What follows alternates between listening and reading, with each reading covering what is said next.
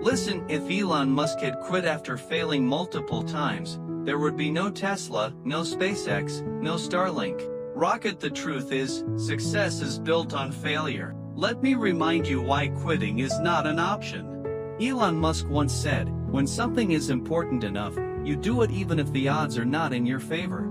Think about that. He risked everything, sold his companies, slept on office floors, and even faced bankruptcy just to chase his vision. Everyone called him crazy, but while others were doubting, he was working. Tesla was laughed at. SpaceX rockets exploded again and again. Most people would have stopped, but Elon didn't. He believed failure wasn't the end, it was just data, feedback, the next step towards success. And now, he didn't just build companies, he built the future. Cars that don't need gas.